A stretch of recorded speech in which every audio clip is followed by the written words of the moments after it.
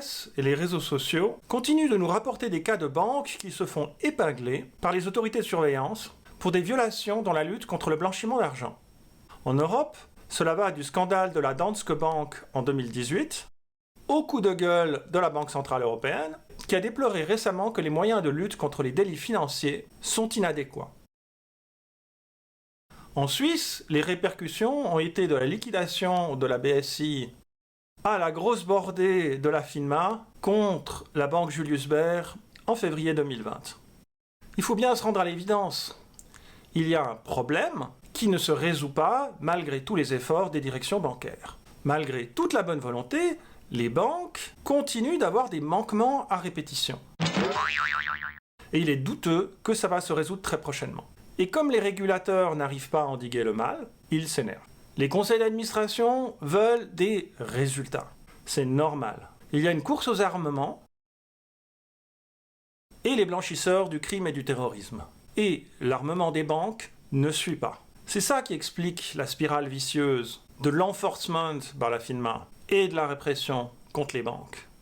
Mais qu'est-ce qui se passe? Pourquoi est-ce que les banques n'arrivent pas à gagner leur guerre contre le blanchiment? Est-ce que ce serait la faute, notamment les conseillers à la clientèle, ou le personnel des opérations, qui sont négligents ou qui font la mauvaise tête? Bien sûr que non. La vérité, c'est que la très grande majorité du personnel essaye de faire son travail. Pour vous expliquer, je vais vous donner une image un petit peu inhabituelle. Imaginez qu'une banque soit un bateau de croisière d'une compagnie d'armateurs. Les clients de la banque sont les passagers. Le personnel, c'est l'équipage. Vous avez deux types de fonctions. Le personnel en contact plus ou moins direct avec la clientèle, comme l'accueil à bord, le service en chambre et des restaurants, l'animation, etc. Et puis, il y a toute l'exploitation de la machine compliquée du bateau, de la navigation au personnel du pont à la salle des machines, en passant par le carburant, l'eau, les vivres et l'entretien du bateau. Jusque-là, tout va bien. Maintenant, imaginez que, en tant que passager, vous êtes invité au dîner du capitaine. Il est là, dans son bel uniforme, dans cette salle luxueuse et élégante. Et là, bien sûr, vous profitez de ce moment de familiarité pour poser toutes les questions que vous n'avez jamais osé poser. Bien sûr, vous interrogez le capitaine sur sa carrière. Et il vous explique, non sans une certaine fierté, qu'il a fait un brillant master en études commerciales, qu'il a été engagé au sortir de l'école par le prestigieux cabinet de conseil maritime Splice, Waterbout et Steamers, comme spécialiste de la réglementation sur le transport des passagers. Il est monté en grade et il s'est fait engager à l'état-major à terre de la compagnie à Miami. Après quelques années de bons et loyaux services, il a été promu second du capitaine sur un des grands bateaux de la compagnie. Et maintenant, voilà, il est capitaine de son navire.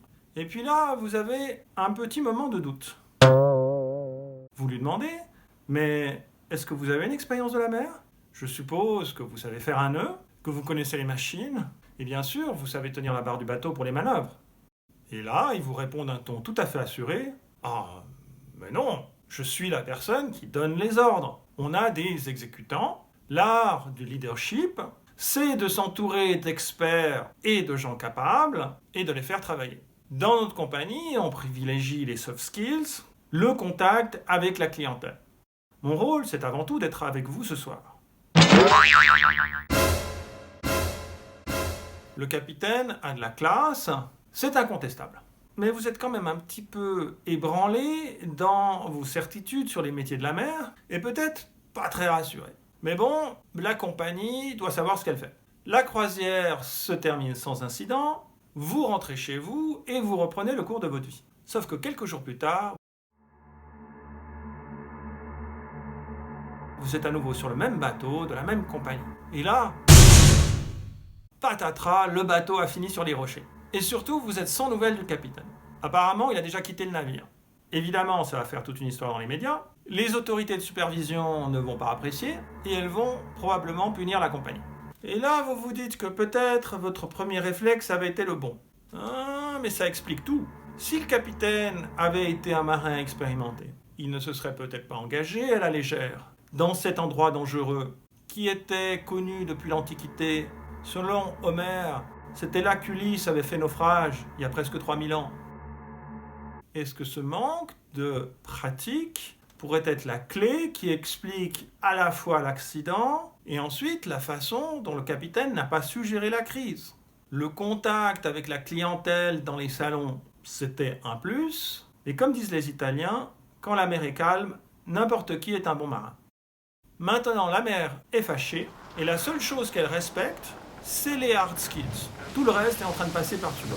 Il fait nuit, il n'y a plus de lumière et la cabine est déjà à moitié remplie d'eau. Et là, vous vous réveillez en sursaut. Ouf! Heureusement, ce n'était qu'un cauchemar. Dans la vraie vie, les capitaines sont des vrais marins.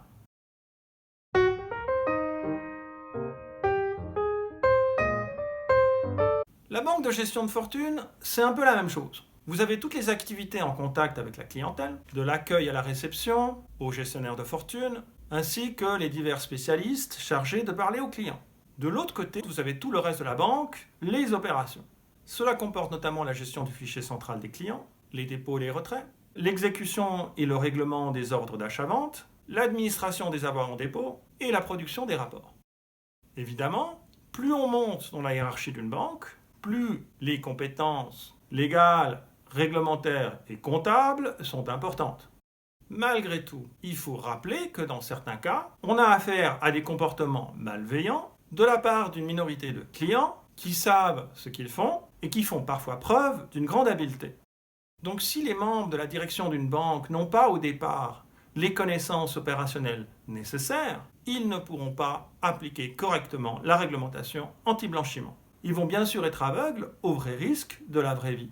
Contrairement à une personne qui a fait son apprentissage ou sa carrière dans le milieu, ils ne sauront pas voir du premier coup si une relation bancaire ou si une transaction ou une série de transactions présente des risques de blanchiment ou n'en présente pas.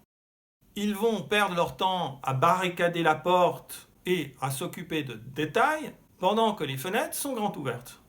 Les compliance expérimentés savent que leur travail ne s'apprend pas sur les bancs d'école, mais en mettant les mains dans le cambouis, parfois jusqu'au coude. Cela demande un niveau de compétence et de responsabilité qui n'est pas à la portée de tout le monde. La morale, c'est qu'un cadre supérieur ou un responsable de compliance qui n'a pas les connaissances opérationnelles de ses subordonnés, c'est comme un capitaine qui ne saurait pas comment fonctionne son bateau de croisière.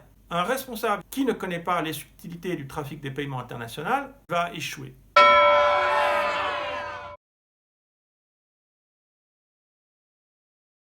Alors que faire? Si vous vous trouvez dans la situation, somme toute assez fréquente, d'être arrivé à un poste de direction bancaire ou de compliance sans avoir toutes les connaissances opérationnelles de vos subordonnés, tout n'est pas perdu. La solution n'est bien sûr pas d'aller assister à plus de conférences juridiques, de faire plus de checklists ou de réunir plus de comités, et encore moins de vous décharger sur des experts juridiques qui ont souvent les mêmes faiblesses que vous parce qu'ils ne sont pas du sérail. Si vous êtes dans cette situation, la solution c'est de sortir de votre bureau, de vous jeter à l'eau et de devenir vous-même un expert opérationnel de la banque.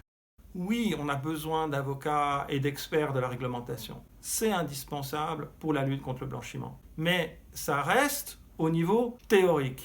La pratique, c'est votre job.